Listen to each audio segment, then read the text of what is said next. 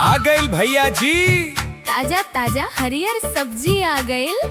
अभी ये सब्जी मंडी से लेके आइल बानी। सस्ता दाम बढ़िया सामान आ गइल भैया जी। ताजा ताजा हरियर सब्जी आ गइल। अब ये सब्जी मंडी से लेके आइल बानी। सस्ता दाम बढ़िया सामान।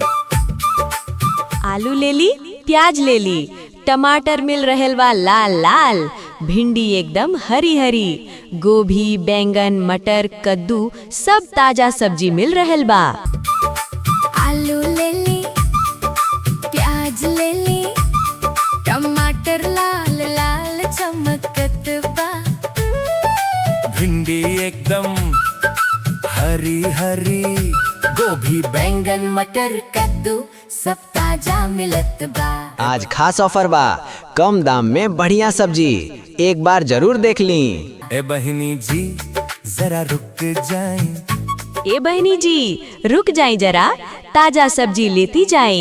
हरा धनिया फ्री में मिल जाए, ताजा पालक मेथी लौकी तोरई सब कुछ बढ़िया और सस्ता बा।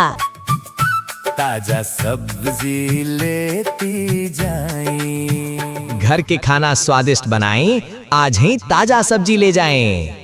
आई आई ताजा सब्जी लेती जाएं। सस्ता दाम बढ़िया सामान, एक बार जरूर देख ली। हरा धनिया फ्री में मिल जाए, पालक मेथी लौकी तोरई सब कुछ ताजा और सस्ता बा।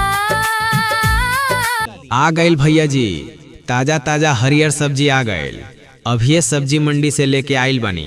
सस्ता दाम बढ़िया सामान। आइए आइए ताजा सब्जी ले जाइए।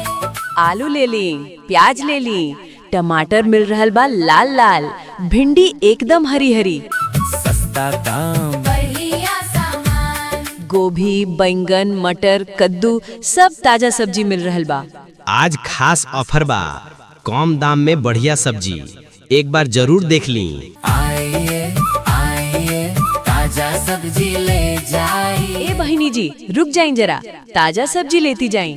हरा धनिया फ्री में मिल जाए, आज का मौका हाथ से ना जाने दीजिए। ताजा पालक मेथी लौकी तोरई सब कुछ बढ़िया और सस्ता बा।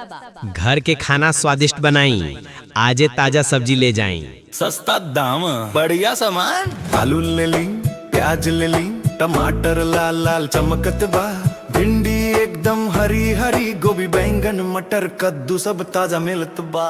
आ गइल भैया जी। ताजा ताजा हरियर सब्जी आ गइल। अब ये सब्जी मंडी से लेके आइल बानी। सस्ता दाम बढ़िया सामान। ए बहिनी जी जरा रुक जाइए। आलू ले ली, प्याज ले ली, टमाटर मिल रहेल बा लाल लाल, भिंडी एकदम हरी हरी, गोभी बैंगन मटर कद्दू सब ताजा सब्जी मिल रहेल बा। ताजा सब्जी लेती जाइए। आज खास ऑफर बा, कम दाम में बढ़िया सब्जी। एक बार जरूर देख ली। पालक मेथी लौकी तोरई सब कुछ ताजा और सस्ता। ए बहनी जी रुक जाए जरा, ताजा सब्जी लेती जाए।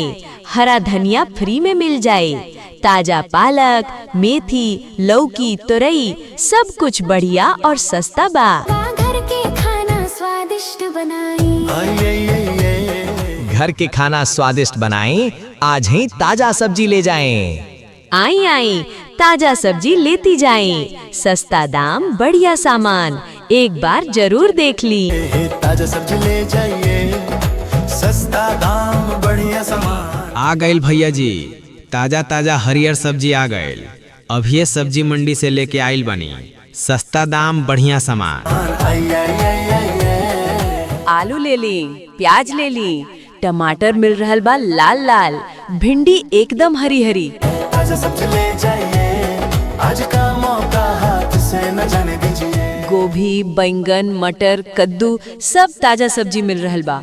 आज खास ऑफर बा, कम दाम में बढ़िया सब्जी। एक बार जरूर देख ली।